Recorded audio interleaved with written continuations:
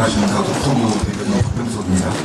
지금부터 전월세 및 매매시장 안정을 위한 주택 신속 공급 방안과 금융조합 대책 브리핑을 시작하겠습니다. 오늘 브리핑에는 김윤덕 국토교통부 장관, 이혁원 금융위원장, 민기근 국무위원실장, 이영일 대전경제부 1차관께서 참석해 주셨습니다.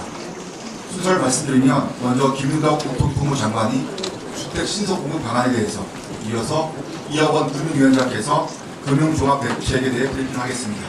마지막으로 임기근 국무위원실장께서 범정부 특별 공급작업 체계 운영 방안에 대해서 브리핑하겠습니다. 브리핑 이후에는 질의 답변 시간 갖도록 하겠습니다. 그럼 국토교통부 장관께서 브리핑을 하시겠습니다. 안녕하세요. 인사드리겠습니다. 국토교통부 장관 김윤덕입니다. 지금부터 전월세 및 매매시장 안정을 위한 주택 신속 공급 방안에 대해서 보고 드리겠습니다. 최근 아파트와 다세대, 연립 등 일반주택 모두 매매, 전세, 월세 가격이 매우 크게 상승하고 있습니다. 이는 22년부터 지속된 착공 부진에 따라 입주 물량은 감소했지만 높은 경제 성장률과 유동성 등으로 주택 수요가 증가한 데서 기인한 것으로 판단합니다. 주택 공급에는 장시간이 소요되어 수요와 시차가 존재하고, 특히 주택 공급의 대부분을 차지하는 민간 부문과 일반 주택의 공급 회복이 더딘 점은 이러한 수급 불균형을 가중시키고 있습니다. 이로 인해 청년, 서민의 주거비 부담이 커지고 집값 상승에 따라 실수요자의 내집 마련이 어려워진 상황입니다. 이에 정부는 전월세 시장과 매매 시장의 동반 안정을 위해 주택 신속 공급 방안을 마련했습니다. 이번 공급 방안은 5가지 측면에서 기존 대책과 차별됩니다. 첫째, 공급 물량 확대뿐만이 아니라 공급 속도의 획기적인 혁신을 통해 정책 발표와 공급 사이의 시차를 최소화함으로써 수급 불리치에 따른 집값 불안을 완화하고자 합니다. 둘째, 수년간 누적되어 온 민간 공급 부진을 타개하기 위해 규제 완화, 금융, 세제를 망라하여 전향적인 개선안을 마련하였습니다. 셋째, 조기 착공에 대한 파격적인 인센티브를 통해서 단기 공급 확대에 총력을 기울임으로써 전월세 시장의 불안을 조기에 해소하겠습니다. 넷째, AI 혁명, 1인 가구 증가 등 시대 여건 변화에 따른 토지 이용 수요 변화에 대응하여 도시 건축 규제를 개편하겠습니다. 이를 통해 토지와 건축물의 용도를 유연하게 전환하여 주택 공급의 탄력성을 제고하겠습니다. 마지막으로 실수요자를 위한 주거사다리를 회복하겠습니다. 결혼 페널티 해소, 부담 가능한 분양주택 공급과 보편형 공공임대, 민간 주도형 장기임대 공급을 통해 실수요자를 위한 자가 임차 수요를 지원하겠습니다. 이와 같은 방향성 아래 사업 유형별 맞춤형 솔루션을 제공하여 부채 대책 등 기존 대책의 이행력과 속도를 높이고 수도권에서 23만 호 이상의 주택을 추가 공급하는 한편 국민들이 부담 가능한 주거 선택지를 확대해 나가도록 하겠습니다. 구체적인 추진 방안을 말씀드리겠습니다. 첫째, 수도권 공공택지에 충분한 주택을 신속히 공급하겠습니다. 우선 공공택지의 최단기 착공 모델을 마련하겠습니다. 인허가, 보상 등 택지 조성 단계별로 순차적으로 진행되었던 그 절차들을 병행 조기화하고 현장 지원 요인을 개선하여 후보지 발표부터 착공까지 걸리는 기간을 68개월에서 37개월로 단축하겠습니다. 이를 통해 3기 신도시 등 기존 택지지구의 착공 시기를 1년 이상 앞당겨 8.9만 호를 조기 착공하겠습니다. 다음으로 역세권 등 입지가 우수한 곳에 신규 공공주택지구를 지정해 10만 호 이상을 공급하겠습니다. 이번에 입지를 공개한 서울 강서, 남양주 도심, 경기 광주 3개 지구 2만 7천 호는 최대한 신속하게 추진하며 3, 4년 내 착공하겠습니다. 나머지 7.3만 호 이상의 후보지도 조속히 발표할 예정으로 토지거래 허가구역 지정을 포함해 강력한 투기 방지 대책도 철저히 시행하겠습니다. 또한 군사시설 보호구역 해제에 따라 보도 제한이 완화된 3기 신도시 고양 창릉 등 기존 사업지구에서도 약 3,700호 규모를 추가 공급할 계획입니다. 상업용지 등 과다 계획되거나 방치된 비주택용지의 주택 전환을 확대하겠습니다. 3기 신도시 1만 호를 포함해 총 3만 호를 30년까지 우선 착공할 예정이며 전환 물량을 지속적으로 발굴하겠습니다. 이와 함께 수요 변화에 맞춰 토지 용도를 유연하게 조정할 수 있도록 관련 기준도 재정비하겠습니다. 민간에 매각한 수도권 공공택지에서 신속히 사업을 추진되도록 27년 착공분에 대해 미분양 매입 확약 인센티브를 제공하고 착공이 지연되는 경우에는 LH가 택지를 조속히 회수하여 직접 사업을 추진하겠습니다. 주택도시기금을 지방공사에 출자하여 지방공사의 임대주택 공급 여력도 확대해 나가겠습니다. 둘째, 주거 수요가 많은 도심의 공급을 확대해 나가겠습니다. 먼저 1월 29일 발표한 모든 부지를 30년대 착공하겠습니다. 강서군 부지 등 내년 3,000호 착공을 시작으로 공급을 본격화할 예정이며 해릉CC, 과천 경마장, 방차사 등 주요 사업지들은 기존 시설 이전과 착공 시기를 앞당겨 29년에 착공하겠습니다. 재개발, 재건축 사업은 추진 속도를 높여 30년까지 수도권 23.4만 호 착공을 차질 없이 지원하겠습니다. 신속히 추진하는 사업장에 대한 혜택을 높이고 현장 맞춤형 규제 개선과 사업장별 관리를 강화하겠습니다. 먼저 신속한 착공을 위해 이주비 대출 개선, 공공기여 임대주택 인수가격 추가 상향 등의 패키지 인센티브를 마련하겠습니다. 아울러 재개발 조합 설립 동의율 완화와 같은 현장 건의 과제들을 전향적으로 개선하고 국토문의 중재위원회 신설 등을 통해 갈등과 분쟁을 신속히 해결하겠습니다. 신속한 사업 추진을 위해 조합 임원 보상 페널티 체계 정비, 공공 재개발 사업 처리기한제 도입 등도 추진하겠습니다. 주민 수요가 많은 도심 공공주택 복합 사업은 23년 이내 중단되었던 신규 공모를 재개하였습니다. 하반기 중 서울 1, 2만 호 규모의 후보지를 발표하고 수도권 2차 공모를 추진하겠습니다.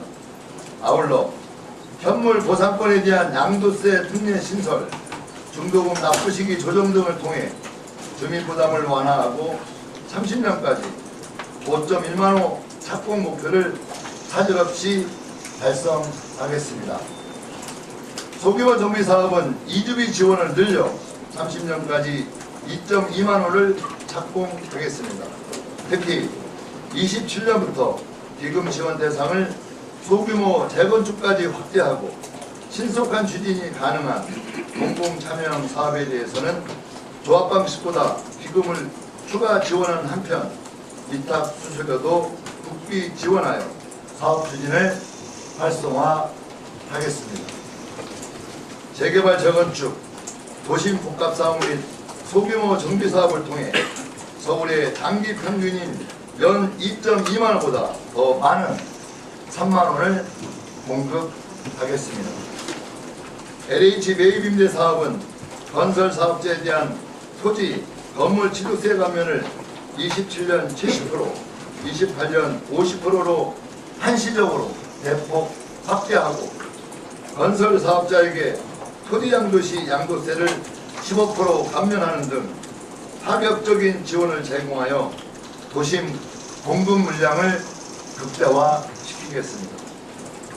또한 매입 가격은 거래사례 비교법을 원칙으로 하되 수도권 규제 지역에서는 공사비 상승분을 27년까지 착공시에 15%, 28년은 10%까지 반영할 수 있는 원가법을 병행하여 조기 착공을 유도할 계획입니다. 도심 내 저이용 부지를 활용한 공급도 활성화하겠습니다. 서울 강서구, 부공항고 등 학교용지 1,400호와 강남 LH 서울지역본부 등 공공기관 수도권 사무소 450호를 활용해서 청년, 신혼부부 등을 위한 주택을 공급할 계획이며 향후에도 후보지를 적극적으로 발굴하겠습니다. 셋째, 민간부문 공급 활성화를 위해 금융, 세제를 획기적으로 지원하고 규제를 개선하겠습니다. 공공에서 직접 브릿지론을 대출해주는 1조 원 규모의 앵커리지 사업을 하반기부터 본격 착수하여 주택사업의 70% 이상을 투자하고 27년에는 4천억 규모의 수도권 주택 전용 앵커리지를 추가로 조성하겠습니다. 금융비용 절감도 지원하겠습니다. 서울 경기에서 27년 내 착공 시 PF 대출 이자를 1%포인트, 28년 착공 시 0.5%포인트를 재정 보조하고 공공 PF 보증 수수료를 30% 인하하면서 보증 발급 후 3개월 내 착공 시 10%포인트를 추가 인하하는 등 인센티브를 통해 신속한 착공을 유도하겠습니다. 아울러 단기 공급 효과를 극대화하기 위해 27년까지 수도권에서 사업계획을 승인받을 경우에 기반시설 기부 체납 의무 비율을 완화하고 주거시설 개발 부담금도 감면하겠습니다. 위축된 일반주택 공급 생태계를 조속하게 정상화해 나가겠습니다. 지난 5월 26일 마련한 일반주택 공급 확대 방안이 9월 본격적으로 시행될 예정입니다. 근본에는 다세대 다가구 주택의 건축 면적 상향, 층수 제한 및 일조 규제 완화, 기금 대출 확대 등 지원 사항을 추가적으로 마련하였습니다. 신축 일반주택 매입 시 주택수 제외 특례도 당초 27년에서 28년까지 연장하겠습니다. 도심주택 공급을 위한 도시계획 규제도 합리화하겠습니다. 수상복합의 주거 비율을 100% 미만에서 지역 여건에 맞게 정할 수 있도록 하고 시도 간에도 준공업 지역 대체 지정이 가능하도록 하겠습니다. 급변하는 AI 시대에 맞춰 주거와 업무시설의 균형 방안을 마련하고 민간 비주거용지의 주거용지 전환 모델과 용도지역 체계 등 발전 방향도 종합적으로 검토할 예정입니다. 넷째, 청년과 신혼부부 등 사회 초년생도 내 집을 마련할 수 있는 기회를 확대해 나가겠습니다. 혼인신고 후 부부 소득을 합산할 경우 정책 대출을 받지 못하는 등 소위 결혼 페널티 문제를 해소하겠습니다. 아울러 청년들이 적은 초기 비용으로도 대집을 마련할 수 있도록 공공 분양의 약 15%를 지분 적립형 또는 수익 공유용으로 공급하고 금년 4분기부터 분양에 착수하겠습니다. 보편형 공동임대주택 유형을 신설하여 우수한 입지에 품질 좋고 부담 가능한 주택에서 오래 안심하고 거주할 수 있도록 지원하는 한편 20년 이상 운영되는 공공지원 민간임대 모델을 도입하고 맞춤형 장기 모기지 상품을 출시하여 장기 민간임대주택 공급도 촉진하겠습니다. 또한 청년 보편형 전세임대 제도를 신설하고 청년, 신혼부부, 고령자 특화주택을 공급하는 등 수요층에 맞춰 효용적인 임대주택을 확대하고 집주인 세입자 상생을 위한 전월세 안심식탁 사업도 연내 시범 추진하겠습니다. 마지막으로 이러한 정책적 노력이 일회성에 그치지 않도록 지속적으로 공급 상황을 점검하고 보완할 수 있는 범정부 특별주택공급 거버넌스를 구축하겠습니다. 국무총리 주재 범정부 주택 신속 공급 점검회의를 신설하여 주택공급 이행상황 점검 조정 기능을 강화하고 국토부 제1차관을 단장으로 신속 공급 혁신단을 설치하여 지방정부와 함께 현장 애로 요인을 적극 해소하는 등 공급 현장을 밀착 관리하겠습니다. 이번 공급 방안을 마련하기 위해 타운홀 미팅, 간담회, 대국민 토론회를 통해서 많은 국민들과 사업 주체 의견을 들었습니다. 국민의 목소리를 통해 다시 한번 확인한 것은 국민 주거 안정을 위해서는 공급 기반을 무엇보다 튼튼하게 세우는 것이 중요합니다. 국토교통부는 공공과 민간을 가리지 않고 공공이 해야 할 일은 신속하게 이행하고 민간이 잘하는 분야는 과감하게 뒷받침함으로써 국민이 원하는 주택을 국민이 원하는 곳에 충분히 그리고 적기에 공급하기 위해 최선을 다하겠습니다. 국민 누구나 안심하고 살 수 있는 주거 안정을 꼭 실현하겠습니다. 고맙습니다. 이어서 금융위원장의 브리핑이 있겠습니다. 네, 안녕하십니까. 금융위원회 위원장 이혁원입니다. 정부는 지난해 6.27 대책 이후 부동산 시장 안정을 위해 피적 대출 수요를 차단하고 안정된 금융자원이 필요한 곳에 쓰이도록 가계대출을 일관되게 관리해 왔습니다. 그러나 수도권을 중심으로 가격 상승 기대가 이어지는 등 위험 요인이 여전히 상존하는 만큼 부동산 시장 안정을 위한 총력 대응을 위해 근본 종합 대책을 마련하게 되었습니다. 공급 측면에서는 주택 공급을 앞당기는 금융 지원을 대폭 확대하고 수요 측면에서는 필적 수요는 철저히 차단하되 실수요자의 자금 애로는 세심하게 배려하는 방안입니다.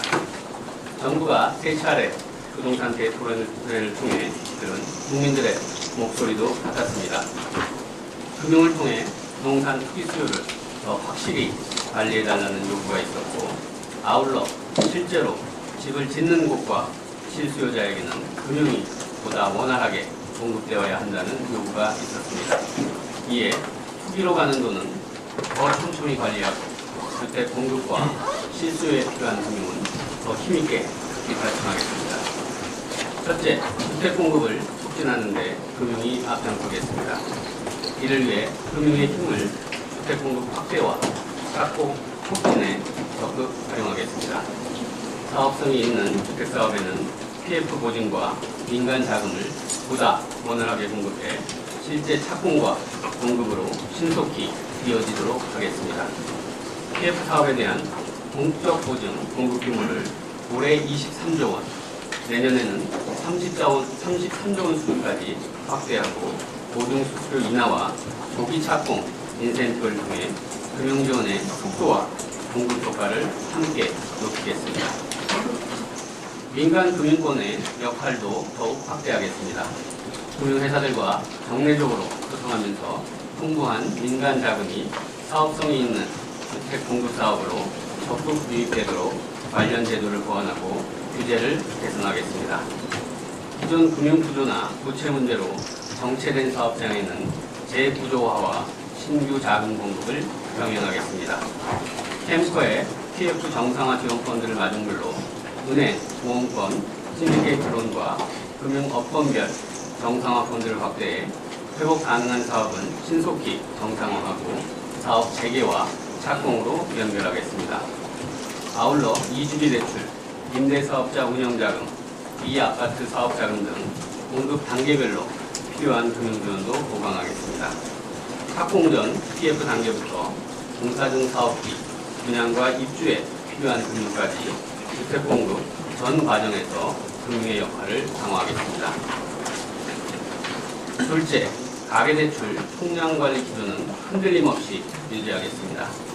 주택 공급을 적극 지원하더라도 가계부채와 투기적 대출에 대한 관리 기조는 변하지 않습니다. LTV, DSR 등 핵심 규제는 일관되게 유지하고 투기적 대출에 대한 점검과 회수도 지속하겠습니다. 전세대출 보증과 소득심사 등 대출제도의 빈틈은 더욱 정교하게 관리하고 고위험 주택담보대출을 과도하게 늘리는 금융회사에는 그에 상하는 책임과 자본 부담을 지도록 하겠습니다. 다만 가계부채 총량은 관리하되 주택 공급과 실수에 필요한 금융의 흐름은 더욱 원활하게 만들겠습니다. 이주비, 잔금대출 등 신규 주택 공급에 따른 연계대출은 분양과 입주가 원활하게 이어질 수 있도록 총량 목표를 합리적으로 조정하여 세심하게 관리해 나가겠습니다. 청년, 무주택자 등 실수요자의 주택 구입, 전월세 대출 역시 금융회사들의 총량 관리 과정에서 위축되지 않도록 필요한 자금이 안정적으로 공급되게 하겠습니다.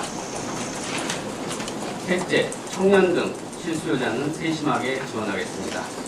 청년의 주거 형태별 맞춤형 금융지원을 확대하겠습니다. 이를 위해 청년 주거지원 3종 세트를 출시하여 청년 미래보금자리론을 새롭게 도입하고 반전세 보증상품 마련과 청년 특례 전세대출 보증 개선으로 전월세 실수요자에 대한 지원도 함께 강화하겠습니다. 또한 보금자리론 소득 요건을 부부 중 1인 기준으로 바꾸어 이른바 결혼 페널티도 해소하겠습니다. 이 외에도 DSR 소득 심사 시 청년층의 미래소득 증가분이 충분히 반영될 수 있도록 장래소득 인정기준 적용을 확대하고 새해 최초 LTV 우대 인정 기준도 억울하게 혜택을 받지 못하는 경우가 없도록 합리적으로 보완해 나가겠습니다. 국민 여러분, 이번 대책의 원칙은 분명합니다.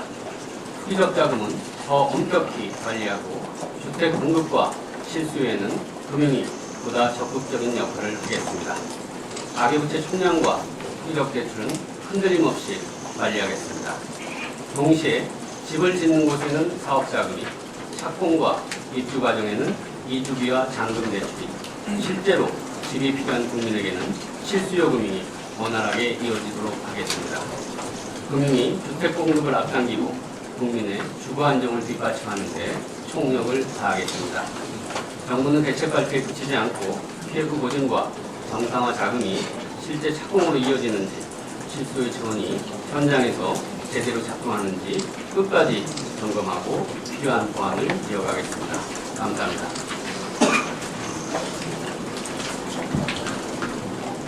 국무조정실장 임기근입니다. 범정부 주택 신속 공급 점검 체계 운영 방안에 대해 설명드리겠습니다. 근본 부동산 대책의 핵심은 공급입니다. 이번 대책의 성패는 얼마나 속도감 있게 주택을 공급하고 이를 통해 시장의 신뢰를 회복하느냐에 달려 있습니다. 앞서 국토교통부 장관과 금융위원장께서 공급대책과 금융대책을 발표하셨습니다. 대책 발표는 문제 해결의 시작입니다. 관건은 실행입니다.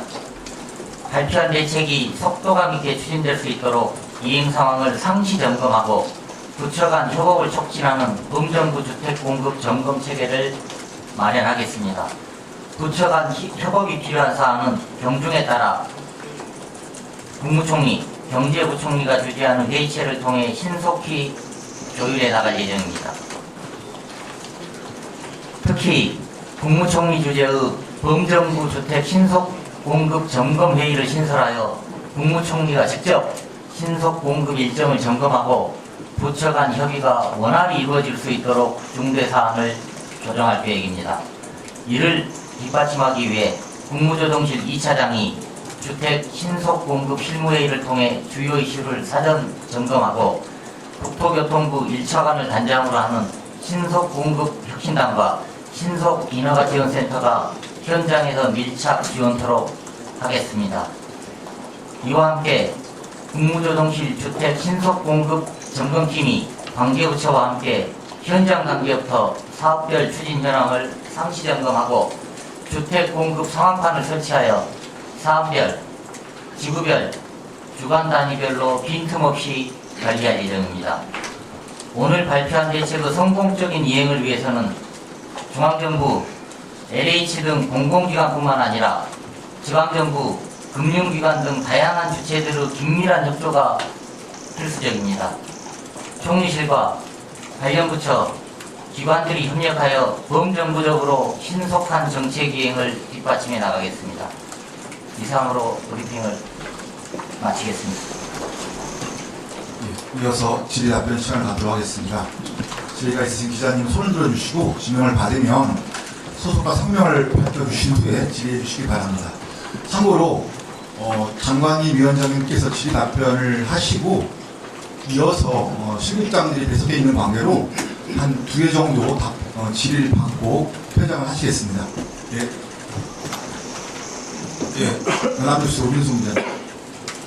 안녕하세요. 연합뉴스 오민수입니다. 저는 3가지 질문 드리고 싶은데요. 자료를 보면 공공택지 최단기 착공 모델 구축을 위해 토지주가 조사 거부 시 객관적 자료로 가름할 수 있도록 토지보상법을 개정한다고 되어 있는데요. 그럼 토지주와 조사를 거부해도 사업 시행자가 확보한 자료만으로 감정평가와 보상을 진행할 수 있다는 뜻인지 궁금하고, 이 경우에 토지주의 재산권 침해 문제는 없을지 궁금합니다. 그 다음 질문은 또 관련해서 보상기간 중에 협의기간 60일에서 30일로 절반 정도 줄어드는데 토지주 입장에서는 보상액을 검토하고 이의를 제기할 시간이 줄어들어서 이 경우 오히려 소송이 늘어나는 등 사업이 지연될 우려는 없는지 궁금합니다. 마지막으로 전월세 안심신탁 제도에 대해서 질문드리고 싶은데요.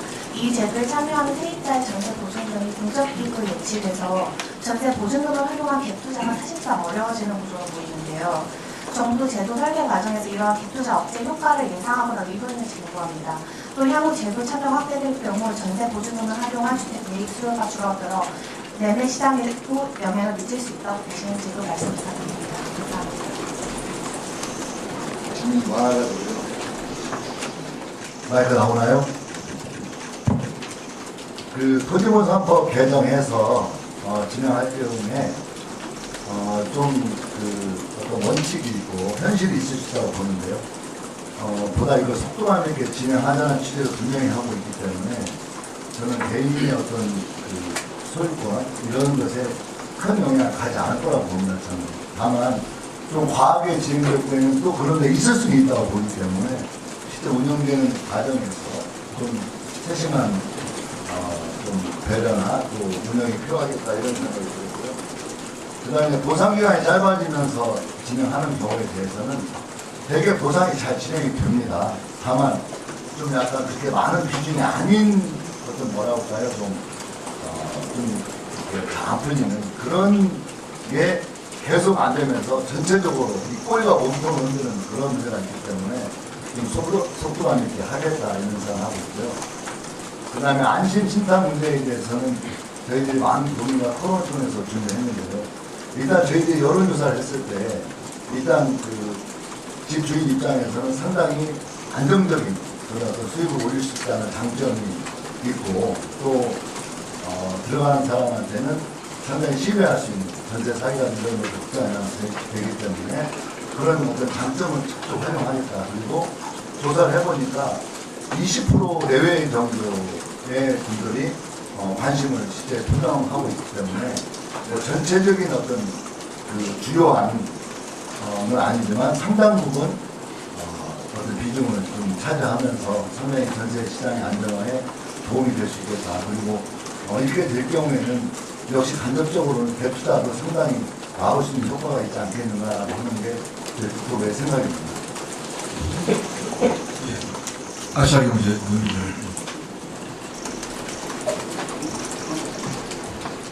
네, 안녕하세요. 잘 들었고요. 질문 좀 드리겠습니다. 김윤덕 장관님, 조기 착공 가능 물량 제외하고 이번 대책으로 인해서 정확하게 순증 물량이 몇 가구인지 확인이 가능하다면 부탁 좀 드리고 싶고요. 또 김 장관님인데, 그린벨트 해제 관련해서 우리 하천 유수지도 공원 녹지로 인정되는 규제 완화의 경우 기존 사업지도 소급 적용되는지, 신규 사업지한테만 이게 적용되는지 이것도 좀 궁금합니다, 장관님. 네. 일단 그랜트 문제에 대해서는 좀 구체적인 문제가 들어가면 좀 더 실무자들 회의할 때 좀 자세한 설명했으면 좋겠고요. 이번에 저희들이 추가 공급하는 물량은 24만 원 플러스 알판입니다. 그래서 현재 전체적으로 그렇게 설계가 되어 있고요. 다만 30년 이전 착공을 따로 빼낼 경우에는 약 12만 호 정도 예상이 됩니다. 다만 저희가 우수입지의 신규 택지를 지금 준비하고 있거든요. 그게 약 10만 호 플러스 알파 정도 되고 있는데요. 그중에 입지가 공개되는 2만 7천 호는 이제 공개가 되고, 나머지 이제 행정 실무 전체 때문에 공개를 못하는 경우에 대해서는 제가 지구지정 단계에서 이제 논의를 해보면 구체적으로 착공이 나올 것 같습니다. 그렇다면 신규 입지 물량에 대한 착공 30년 이내 착공 물량에 대해서는 좀 더 약간 우리가 더 구체적으로 지구지정 단계에서 정확한 호수는 파악할 수 있다고 생각하고요. 현재로는 23만 원 초과 공급에다가 확정된 30년 이전 착공은 12만 원 이렇게 정리하면 될 것 같고, 10만 원에 대한 것은 조금 후에 구체적으로 진행된 후에 파악해서 파악이 될 것 같습니다. 그렇기 때문에 12만 원 플러스 알파가 되지 않겠는가 하는 게 저희의 생각이고요. 기존에 135만 원 부지리에서 발표를 했었는데 135만 원에다가 119 대책, 그 다음에 이번 대책 발표하면 150만 원을 넘는 물량을 현재 준비하고 있다, 이렇게 생각하면 좋을 것 같습니다. 예, 주소비지 정리다. 죄송합니다.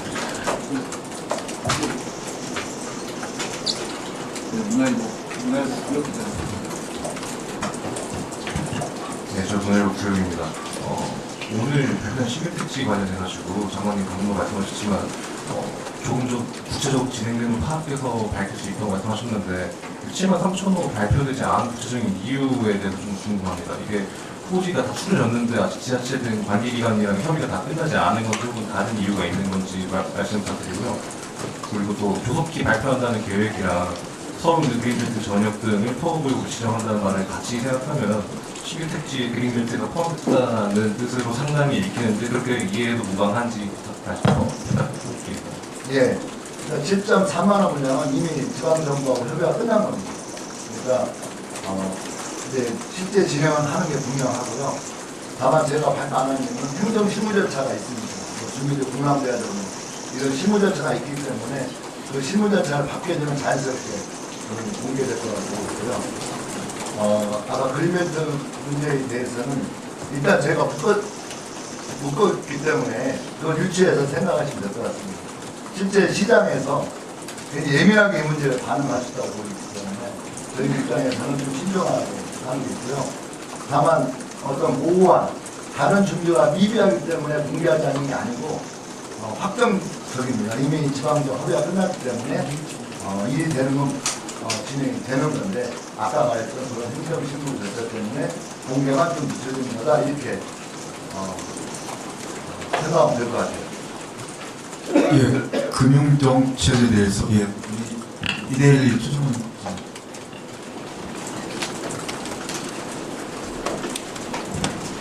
네, 안녕하세요. 이베리의 최정훈 기자입니다. 장관님, 위원장님께서 과거에 대출 규제가 나올 때 부동산과 금융에 저렴시키겠다 이런 강한 발언을 해주신 적이 있습니다. 그쪽이 지금 나란히 계시니 좀 아이러니하긴 한데요. 가계대출 총량도 2배로 늘어나고 다시 대출 규제도 완화되는 일부분에 대해서 완화되는 부분이 있는데 이 부분에 대해서는 과거 저렴 기조가 좀 후퇴되는 게 아닌지 그런 게 좀 궁금하고요. 실제로 또 부동산 정책대 토론회에서도 대출 규제에 관련돼서 불만이 상당히 많았습니다. 전세금 반환 대출이라든지 보금자리론 규제 완화라든지 주택가격 완화라든지 이런 다양한 규제들도 완화 요구들도 있었는데 추가적으로 그런 규제들이 완화될 가능성도 있는지 궁금합니다. 네. 저희들이 부동산 정책에 대한 금융의 정책 방향은 계속 분명했고 계속해서 일관되게 유지되어 왔다고 생각을 합니다. 투기적 수요는 철저히 차단하겠다. 주택 공급은 촉진한다. 실수요자에 대해서는 신세 지원으로 확실히 보호한다. 이런 원칙이었고 부동산과 금융의 절연이라는 것은 결국 투기적 수요라든지 과도하게 부동산의 쏠림으로 인해서 금융이 비정상적이 되고 비생산적으로 흐르는 이런 부분을 조정하겠다는 그런 측면에서 저희들이 굉장히 강조해서 의지를 말씀드리는 거고 이번에도 마찬가지입니다.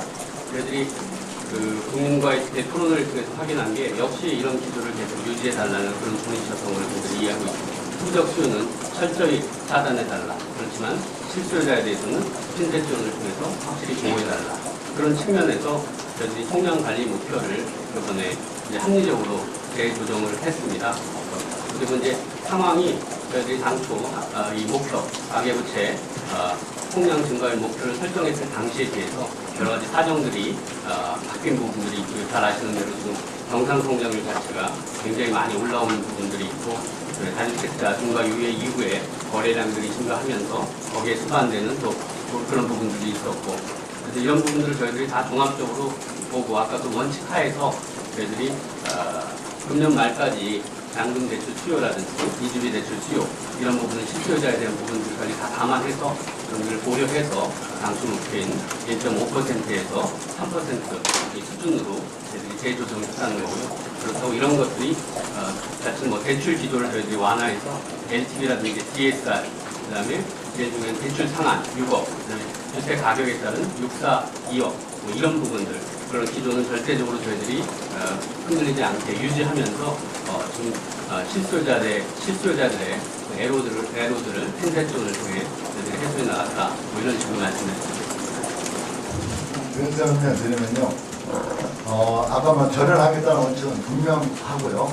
다만 현재 신축 건설에 대해서만큼은 오히려 그게 부동산 금융으로 보기 어렵다. 오히려 생산적 금융에 더 가까운 게 아니냐라고 하는 좀 판단을 하고 있고 오히려 이번 주택 공급에는 상당히 공격적으로 금융 혜택을 줬습니다. 그래서 실제 지금 현재 전월세 문제가 심각하지 않겠습니까? 그런 문제에 대응하기 위해서는 비아파트, 일반 주택, 여러분 잘 아시겠지만 오피스텔 이런 것들에 대한 주택 공급을 활성화시키기 위해서는 과감하게 주택을 공급할 수 있도록 금융, 세제 지원을 확대해 나가고 있고 그건 곧 어떤 오히려 건설 경력을 활성화시키는 생산적 금융과 연결된다는 판단을 하고 있고 또 잘 아시겠지만 이 건설 경기가 차지하는 뭔가 경제의 피진이 매우 크기 때문에 오히려 그런 면에도 상당히 긍정적인 영향이 있을 거다 이렇게 생각을 하고 있습니다. 그래서 앞으로도 이 문제에 대해서는 적극적으로 추진할 생각이고요. 거기에 더해서 인센티브도 단계별로 준 겁니다. 그래서 공급을 빨리 하면 빨리 할수록 인센티브를 더 많이 주고 27년도에는 더 인센티브 주고 28년 좀 깎는 이런 형태로 준비되었다고 말씀드리겠습니다. 마지막으로 하나만 더 받겠습니다. 금융 쪽에 그만인 수요.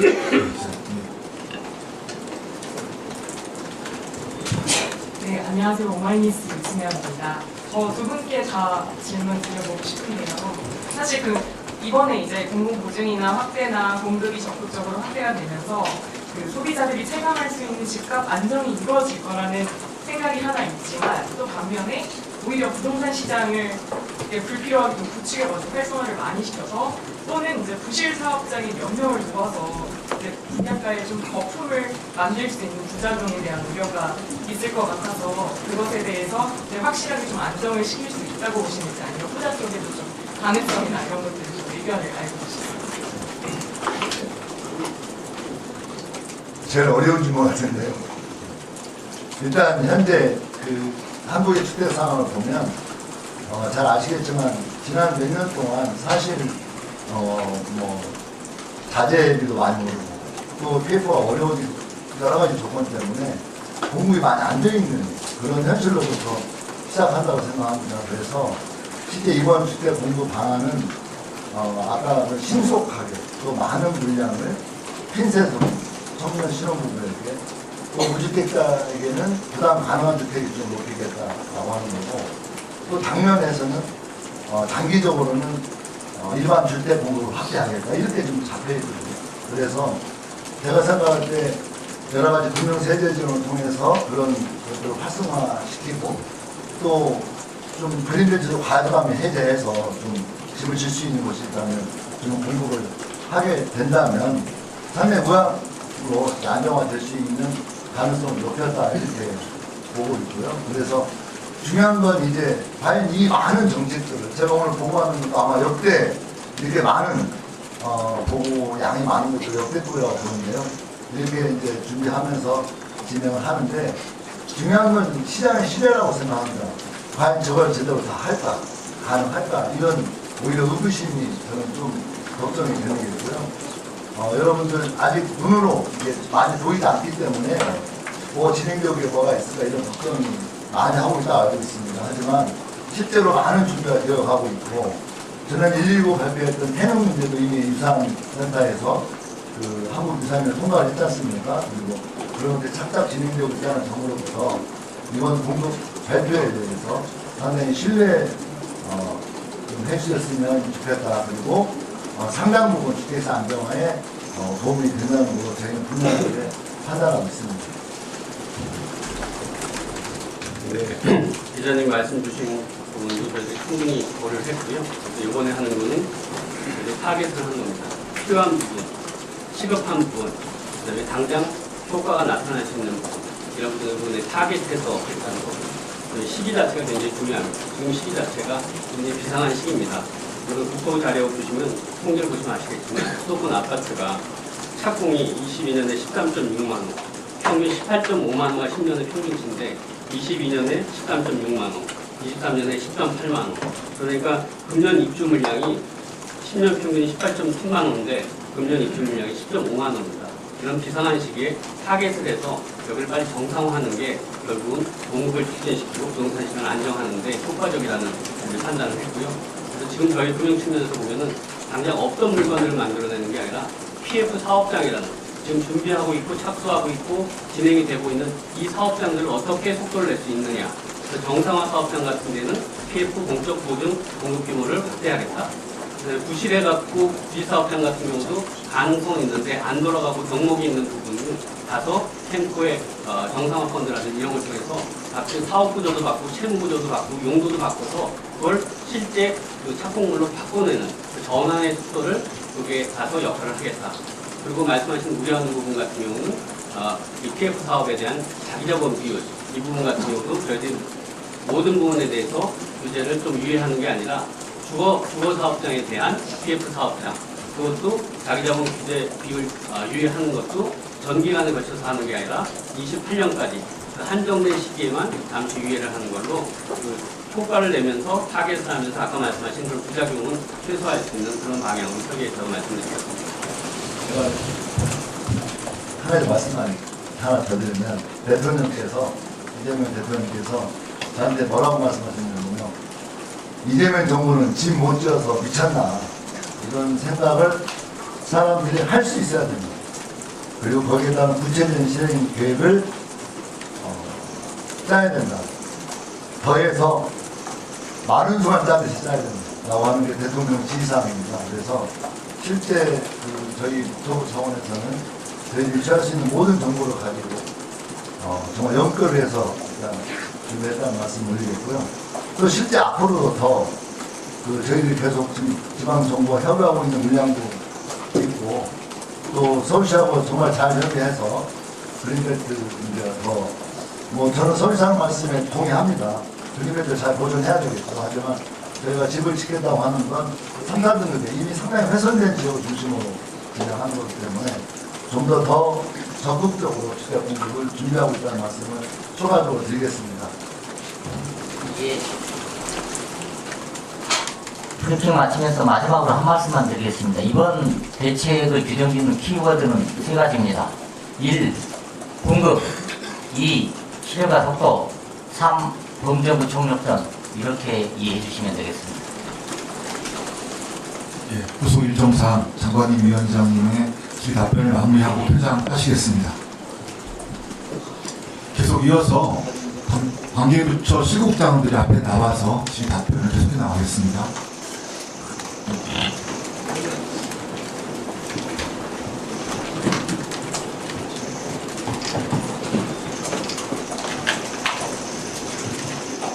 수고하세요. 감사합니다.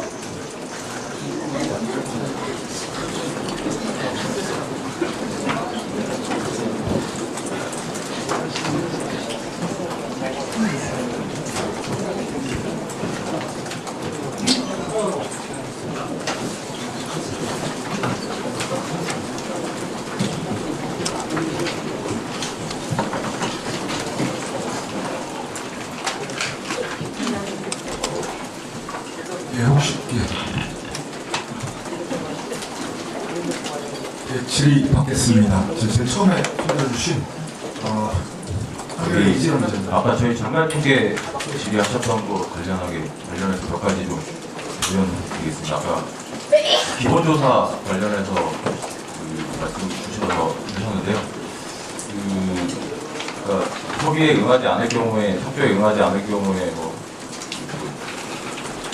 가능할 수 있도록 한다라는 거에서 지적을 하셨는데, 이후 단계에서 감정평가나 협의 매수 단계에서 어쨌든 이 잘못된 부분에 대해서 바로잡는 절차가 있습니다. 그런 부분은 크게 염려하실 필요가 없을 것 같고, 협의 보상을 60일에서 30일로 당기는 거에 대해서도 지금 토지보상법상은 그 협의 기간을 30일 이상으로 정하고 있습니다. 그렇기 때문에 어떤 법 조항이 달라지는 그런 문제는 아니고요. 반행상 60일로 이제 H가 협의 보상 기간을 설정을 했던 건데 30일로 하면서 기간 자체도 중요하지만 얼마나 사업 시행자가 이제 토지 소유주한테 적극적으로 설명이나 이런 노력을 하는 협의 절차를 진행하느냐가 중요합니다. 그래서 LH 차원에서 이제 좀 더 인력을 많이 투입을 해서 적극적으로 좀 협의를 진행을 할 것입니다. 그다음에 아까 7.3만 호가 왜 바로 발표를 못 하느냐라는 질문도 있으셨는데요. 이게 오늘 발표하는 입지를 발표하는 절차는 저희 공공주택법상 주민 공람 절차에 해당이 됩니다. 주민 공람을 하기 위해서는 어떤 준비 절차가 필요합니다. 관계서로도 좀 준비를 해야 되고요. 관계기관 협의도 돼야 됩니다. 그렇기 때문에 지방정부가 바로 합의됐다고 바로 딱 발표할 수 있는 게 아니고 여러 가지 좀 절차가 있기 때문에 이게 좀 시간이 필요하다는 말씀이고 최대한 단축해서 빨리 발표할 수 있도록 하겠습니다. 그래서 오늘 이 발표한 2.7만 호는 그런 절차를 다 거쳐가지고 오늘 발표를 하게 됐다는 말씀드리겠습니다. 그다음에 그린벨트 공동녹지 기준 완화 관련해서는 원칙적으로는 소급이 안 되는 게 맞고요. 근데 이제 사실상 사업을 하다 보면 이제 계획 변경이 이루어집니다. 그렇게 되면 그때는 또 그런 부분이 고려될 수 있기 때문에 기존에 가고 있는 사업 지역에 대해서도 같이 추후에 적용이 될 수 있는 여지가 있다는 걸 말씀드리겠습니다. 한겨레 이재용 한겨레 이재용인데요. 어제 질문이 굉장히 많이 나왔는데 아직까지 좀 해소가 안 되고 있는 것 같아요. 논란이 해소가 안 되고 있는 것 같아요. 있는데 어쨌든 자료에는 정확한 표현은 이제 이주기 잔금 중도금은 금융회사 총량관리 실적에서 별도로 떼어내서 관리한다는 거고, 근데 어제 댓글에서 설명하시기를 3% 안에 들어가긴 한다, 포함된다고 항상 그렇게 이해를 했거든요. 이게 정확히 어떻게 관리하시겠다는 건지 금융 소비자가 좀 정확히 예상할 수 있도록 불안 심리 없이 예상할 수 있도록 좀 설명 부탁드리고요. 그 다음에 당연히 많이 고민하시고 합리적으로 결정하긴 하셨겠지만 이게 어쨌든 간에 단기간에 총량 관리 목표를 강화했다가 다시 완화하시는 거잖아요. 결론적으로 보면은. 근데 그런다고 했을 때 이제 소비자 입장에서는 이제 강화 완화가 너무 단기간에 반복되다 보면 이 규제를 점점 예측하기 어려워지면서 불안심리가 더 커지면서 이게 언제 다시 또 강화될지 모르니까 빨리 대출을 받아야겠다 이런 오히려 대출 수요가 더 과열되는 자극되는 그런 양상도 우려할 수 있을 것 같거든요. 그래서 그런 가능성에 대해서는 좀 어떻게 생각하시는지 궁금합니다.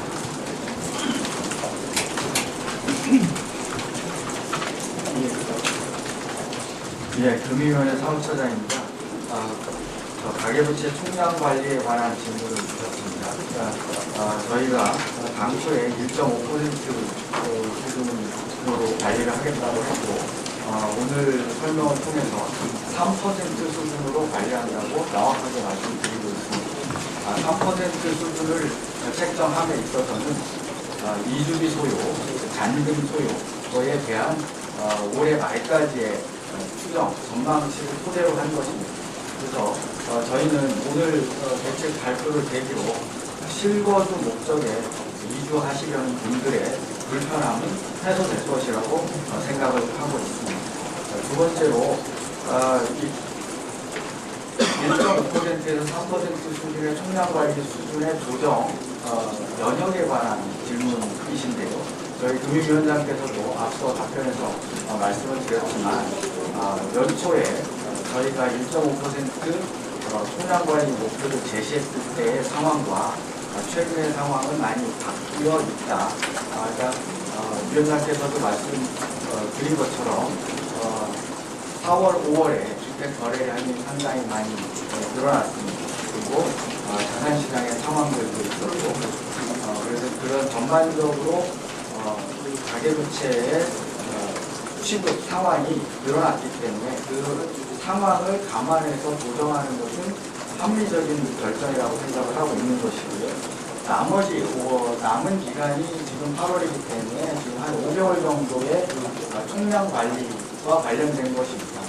3% 수준으로 관리를 함에 있어서는 기자분께서 염려하시는 것처럼 다시 이게 긴축 기조로 전환돼서 실제 주택금융을 이용하시려는 분들의 불편함이 생길 것이냐라는 걱정이신데 그런 일은 없을 것이라고 저희는 생각을 하고 있습니다. 총량 관리는 기본적으로 연도별로 관리를 하고 있고 남은 5개월 동안에 총량 관리 수준을 당초 계획 대비 2배 수준으로 확대하는 만큼 큰 어려움은 없을 것이라고 생각을 하고 있습니다. 예, SBS 미즈 박연식 기자. 네, 저 두 가지 질문 드리려고 하는데요. 기존 129 때 제시됐던 용산과 태릉, 과천 등은 지자체와 주민만 되는 여러 갈등이 있는데 이것들을 어떻게 해결할 예정이면 설득 어떻게 돼가고 있는지 궁금하고 용산 국제안보지구는 지금 숫자도 아직 지방정부와 협의가 안 된 걸로 알고 있는데 이거 어떻게 돼가고 있는지 궁금하고요. 두 번째는 장관님이 이틀 전에 국회에서 그린벨트 해제해서라도 수도권에 주택 많이 공급할 수 있도록 할 것이라고 말씀하시기도 했고 용산공원 녹지 등이 서울의 그린벨트 해제 기대가 많았는데 대책에 넣지 못한 이유가 궁금합니다. 방금 장관님께서 뭐 지방정부와 얘기가 끝났다고도 했는데 더 궁금합니다. 예, 119 대책 때 발표했던 지역 지구에 대해서는 용산 국제연구소 같은 경우는 어쨌든 지금 서울시랑 계속 여러 가지 채널로 협의를 하고 있고요. 그래서 약간 입장 차이가 있었던 것도 맞지만 계속 좀 좁혀가고 있는 상황입니다. 그래서 계속 소통을 해서 조속히 좀 결론을 내려고 합니다. 서울시도 어쨌든 신속한 추진이 필요하다는 입장이기 때문에 양측이 뭐 그거에 대해서 공감대가 형성되어 있습니다. 그래서 약간의 이견이 있는데 그 부분에 대해서도 협의를 하고 있고 빨리 결론을 내려고 하고 있습니다. 태릉 CC 같은 경우는 지금 어쨌든 저희가 30년 목표 당초에 30년 착공 일정을 말씀을 드렸는데 지금 국방부랑 관계부처 협의, 관계장관 회의가 적극적으로 돌아가고 있거든요. 그래서 또 총리 주재 회의도 또 격상이 되고 이런 게 있기 때문에 적극적으로 어쨌든 국방부랑 협의를 해서 29년 착공으로 좀 당겼습니다. 그래서 뭐 크게 문제 없다. 태릉 CC. 그다음에 과천 같은 경우 경마장도 지금 9월까지 새로운 이전지, 경마장의 이전지가 이제 농림부 주관으로 발표가 될 예정, 농식품부 주관으로 발표될 예정이고요. 또 관계기획 부처 간에 뭐 문제는 전혀 없다라는 말씀을 드릴 수 있을 것 같고, 과천시가 이제 뭐 교통 문제나 이런 부분으로 해서 뭐 약간 문제를 지적하는 부분이 있는데요. 그런 부분도 지금 저희가 적극적으로 교통 개선 대책을 선제적으로 마련할 계획이 있기 때문에 잘 설득해 나갈 수 있을 것으로 생각을 하고 있습니다. 그다음에 이제 서울 GB 이 문제는 뭐 구체적으로 뭐 된다 안 된다라고 지금 뭐 말씀드릴 수는 없습니다. 아까 말씀드린 대로 뭐 지자체랑 지방 정부랑 합의가 되더라도 그 발표 전까지는 하여튼 뭐 구체적인 얘기를 할 수 없는 게 저희 법에 나와 있는 규정입니다. 법 대외적으로 공표를 할 수 없는 게 저희 공공주택법상의 그 규정이기 때문에 그 부분은 좀 양해를 부탁드리고요. 용산공 같은 경우는 뭐 일부 언론에서도 보도가 나왔습니다만 어쨌든 서울시가랑 협의가 되지 않으면 저희는 뭐 공급을 진행을 할 수 없다는 거기 때문에 저희 필요성이 있다고 인정을 하고요. 어쨌든 좋은 입지의 구빌이기 때문에 주택공급 필요성은 분명히 지금 현재 그 절박한 상황을 고려하면 필요성이 있다고 보고 있고, 그 부분은 서울시랑 협의가 필요한 부분이기 때문에 이 부분에 대해서도 적극적으로 협의해 나갈 계획입니다. 네, 이상입니다. 예, 더벨의 김보경 기자님.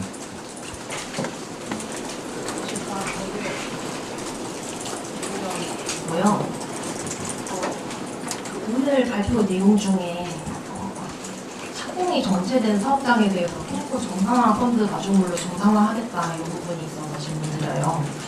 지금 금융당국에서 부실 PF 사업장 구조조정 조치도 지금 동시에 이루어지고 있는데 업권별로 보면 이제 PF 총잔액은 좀 줄더라도 유의나 부실 우려 잔액이라든지 PF 구정이나 비율이라든지 오히려 좀 늘어나는 업권도 좀 있는 상황입니다.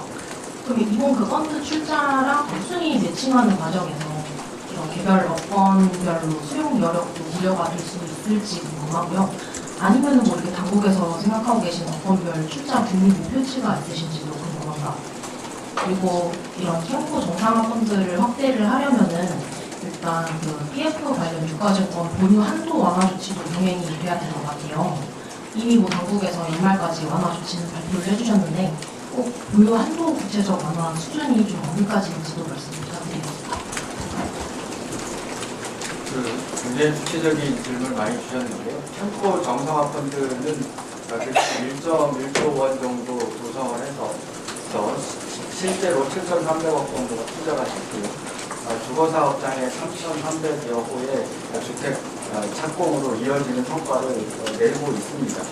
그런 관점에서 이 운용 규모를 3조 정도로 늘리는 과정이고, 이런 과정에서 PF 전반적인 건전성 상황에 어떤 유의미한 변화 혹은 뭐 영향을 주느냐 이런 질문이신 것 같은데, PF 연착륙 과정을 통해서 PF 전체 규모가 231조에서 금년 3월 말 기준으로 169.8조 원 수준으로 줄었습니다. 그 과정에서 전반적으로 보면 유의 부실 우려 사업장 규모도 전체적으로 줄어들어 있는 상황입니다. 전반적으로는 안정화되어 있는 상황이고, 일부 업권별로 보면 여전히 유의나 부실 우려 사업장을 갖고 있는 것도 사실입니다. 그러나 캠코가 이러한 이 정상화 노력을 해서 사업성이 있다고 판단되는 경우에 캠코의 재원이 투입이 되면 사업성이 개선이 되고, 그에 따라서 실제 착공으로 이어질 수 있다고 보고 있고요. 그런 관점에서 보면 캠코 펀드 자체 3조 원 조성에 있어서는 재정 지원이 1.5조고 민간 금융권이 1.5조 원 정도를 참여할 수 있다고 보는 것이고요. 사업성 개선에 따라서 민간 금융권들도 적극적으로 참여할 수 있다. 그래서 이 3조 원이 조성이 되면, 그리고 실제로 이 3조 원의 일정 부분이 개별 사업장에 투입이 되는 단계에서는 또다시 다른 금융권들이 대출 참여를 통해서 전체적으로 더 커질 수 있다. 이렇게 생각을 하고 있고요. 그렇기 때문에 캠코 펀드가 수순위 보강 등의 적극적인 역할을 하면 민간 금융권들의 적극적인 참여 가능하고 민간 금융권은 수용할 수 있는 여력 범위 내에서 참여할 것이라고 보고 있고요. 개별적으로 저희가 이 3조 원의 펀드를 조성하기 위해 있어서 개별 금융업권, 개별 금융회사의 출자 목표치를 갖고 있지 않습니다. 그러나 1차 펀드를 조성하고 운영한 것으로 봤을 때 템포 자체 자금보다 더 많은 민간 자금이 조달이 됐다. 그런 측면에서 보면 이번 템포 정상화 펀드 확대에 있어서도 민간 참여는 활발하게 있을 것이라고 보고 있습니다. 그다음 유가증권 보유 한도 등의 어떠한 운용상의 규제가 걸림돌이 된다면 이러한 걸림돌이도 작용하지 않도록 건전성을 해치지 않는 범위 내에서는 합리적으로 검토해 나가도록 하겠습니다.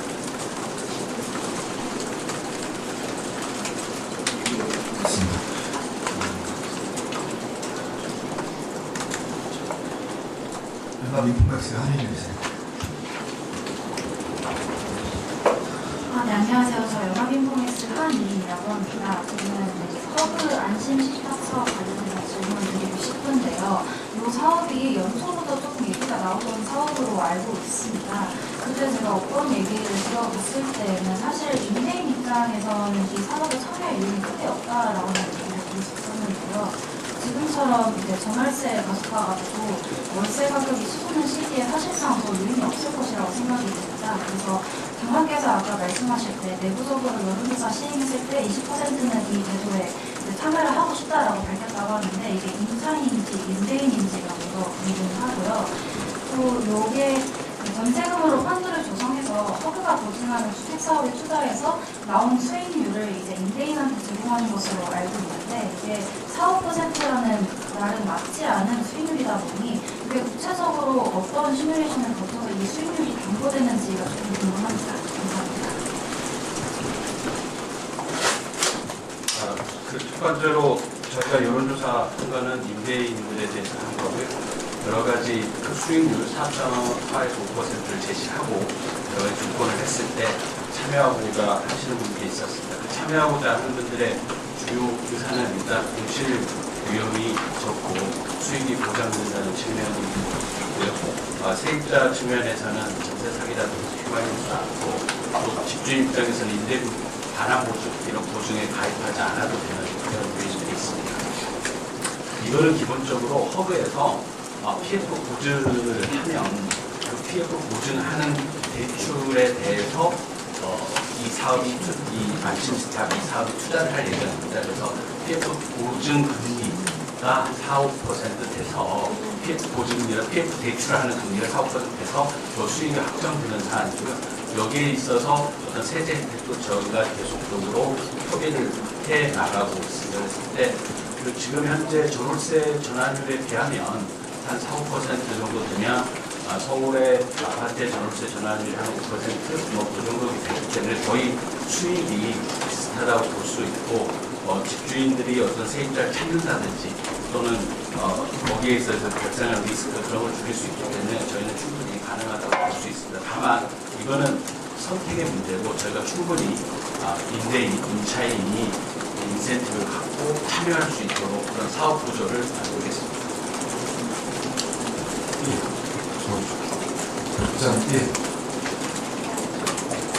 새해로 신진영입니다. 신규택지가 후보지 발표부터 투표까지 기준 68개월에서 최단 37개월로 줄이겠다고 하셨는데 이게 그 행정 절차뿐만 아니라 주민들 반발이나 보상, 방역, 교통 대책 같은 데서 많이 발생하잖아요.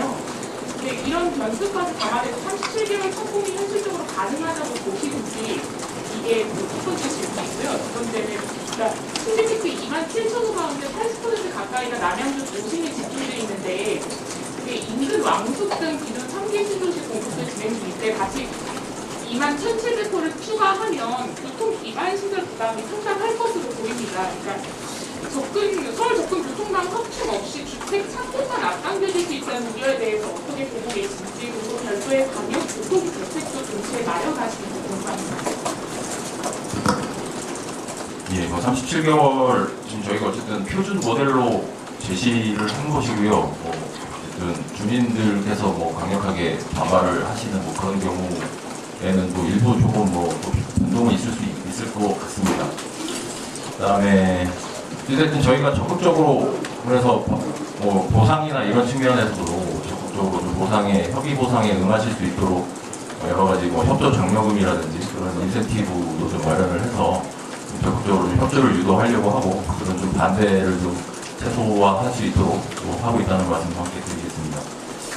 그다음에 남양주 도심 관련해서는 남양주에 지금 왕숙이 3기 신도시에서 가장 큰 지구기도 하고요.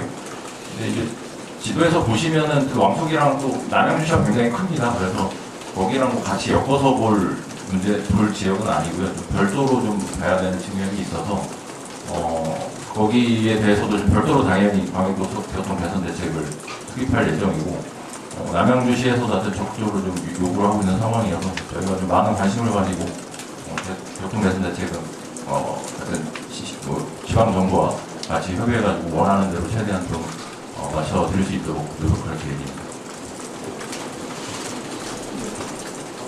쪽에 오수영 기자님. 안녕하세요. SBS 기자 오수영입니다. 잔금 대출 관련해서 질문을 드리고 싶은데요. 최근에 입주 앞두고 있는 단지들이 세대수가 큰데 그 세대수나 대출이 필요한 규모에 비해서 은행들이 배정해 놓은 대출 한도가 좀 부족해가지고 선착순 대출이 일어나고 그리고 대출 상담사랑 연락이 안 닿으면 대출을 못 받는다 이런 말들이 많이 나오고 있고 관련 기사도 많이 나온 상태인데요. 지금 이번에 늘려주신 총량이 적용이 된다면은 이런 일들이 좀 완화가 될 수 있는 상황으로 보고 계신지 여쭙습니다.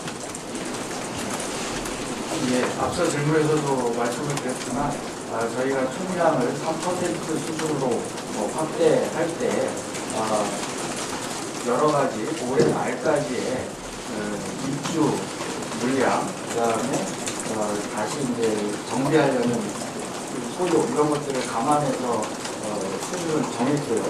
그렇기 때문에 저희는 늘어난 총량 범위 내에서 입주하시는데 불편함이 없을 거라고 생각을 하고 있습니다. 그리고 저희가 이러한 우리 총량의 합리적인 조정 방안에 대해서는 오늘 계기로 전 금융권에 알려지는 것뿐만 아니라 내일 저희 금융위원장 주재 확대 가계부채 점검 회의를 통해서 은행은 물론 이금융권 전체의 총량의 조정 방안에 대해서 설명을 할 것입니다. 그렇기 때문에 일부 현장에서 지금 벌어지고 있는 다소 불편한 상황들은 신속하게 사라질 것이라고 생각하고 있습니다. 예, 마지막으로 2개만 더 하겠습니다. 먼저 손 들어주신 파이낸셜 이준희 기자님. 네. 파이낸셜 뉴스 이준희라고 합니다. 저 앞서 질문 나온 거랑 좀 연결될 수 있다고 보는데요. 가계대출 총량제를 단기적으로 바꿨다는 것 자체가 금융당국이 좀 대출 총량제의 한계를 좀 인정한 거 아닌지라고도 보이는데요. 좀 계속 언론에서도 이런 대출 총량제의 부작용이 나오고 있고 실수요자들도 이것 때문에 대출 여력이 아니라 이제 선착순으로 빨리 받아야 되는 그런 상황이 계속 벌어지고 있는데 이런 대출 관리의 방식을 좀 개선 검토를 하신다던가 좀 이런 방향을 좀 바꾸신다던가의 그런 생각은 없으신지 궁금합니다. 일단 총량 관리 과정에서 은행들의 대출 취급 과정에서 불편함이 생긴 거에 대해서는 정말 안타깝게 생각을 합니다. 그러나 총량 관리라는 것이 현 부동산 시장 상황 그리고 우리의 절대적으로 높은 가계부채 비율 상황에서 봤을 때 총량 관리는 불가피하게 필요하다. 총량 관리 기조를 다소 불편함이 있다는 이유로 총량 관리 기조를 대폭 완화하거나 총량 관리를 하지 않았을 때 부동산 시장과 가계부채 전반에 미칠 영향을 생각하지 않을 수 없습니다. 총량 관리에 대한 조정은 앞서서 말씀드린 것처럼 그때그때의 시장 상황, 시국 추이를 따라 보고 조정하는 것은 당연히 정부가 해야 할 일입니다. 불편함이 있고 전체적인 부채 총량이 불가피하게 늘어나는 부분이 있다면 총량에 대한 합리적인 조정, 구체적인 내용에서의 미조정 이런 것들은 정부가 수시로 해야 할 일이나 전체적으로 총량 관리 자체를 안 한다는 결정을 하기에는 지금 우리 부동산 시장 상황과 전반적인 가계부채의 상황으로 봤을 때 아직은 좀 이르다 이렇게 생각하고 있습니다. 질문입니다.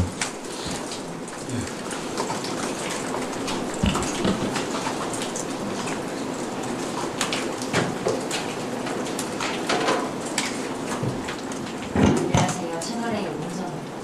기존에 거론됐던 내곡동 예비군 훈련장이나 수서 차량기지 이런 것도 다 빠진 것 같은데 이것도 추후 이제 서울시랑 협의가 필요한 부분이기 때문에 오늘 되는지 이 항목 추가 발표 때 반영될 가능성이 있는지.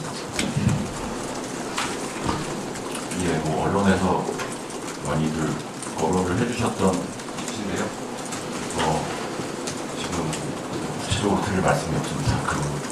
저희가 그 자체를 본토 여부를 말씀드리는 것 자체가 저희 법 위반이기 때문에 그거에 대해서는 딱히 구체적으로 말씀드리기가 어렵다는 점 좀 양해 부탁드리겠습니다. 질문 마무리. 매일경제 우리 이승훈 기자님, 박승훈 기자님. 질문 기회 주셔서 감사합니다. 정비사업 관련해서 여쭤보고 싶은데요. 지금 용적률 추가 소요 없이 사업성을 충분히 구성할 수 있을지가 궁금하고 정비사업이 활성화된다는 기대가 높아지면은 올해 특정 지역의 집값이 높일 수 있다라는 기대감이 있는데 관련한 대책이 있으실지 궁금합니다. 그리고 하나만 더 여쭙자면 37개월 내 착공을 이룬다라고 약간 목표를 제시를 해주셨는데 이게 남양주 같은 경우는 국제적으로 가능한데 지금 정부가 제시한 모델은 고공유지 비율이 높은 곳이나 소규모 고도수가 가능할 것 같은데 파이팅이나 부상이 많은 경우에는 방법이 생기지 않을지 대책이 있으실지. 37개월 모델이 대규모 택지에 적용되는 모델이 37개월 모델이고요. 그거에 대해서 하는 거고 그 외에 저희가 좀 아마 추가로 그거보다 이제 좀 100만 평 이하의 소규모 부지 같은 경우에는 이제 뭐 최소 21개월부터 30몇 개월 이렇게 좀 더 단축되는 모델을 하게 제시를 해드렸습니다. 그래서 이거는 37개월 지금 뭐 남양주 같은 경우는 37개월 모델에 따라서 잘 또 적용을 해서 추진을 할 계획이라는 말씀드리고 다만 이제 한 가지 저희가 아마 대책 안에 부기를 해드렸을 텐데 공공주택법이 지금 본회의에 상정 대기 중입니다.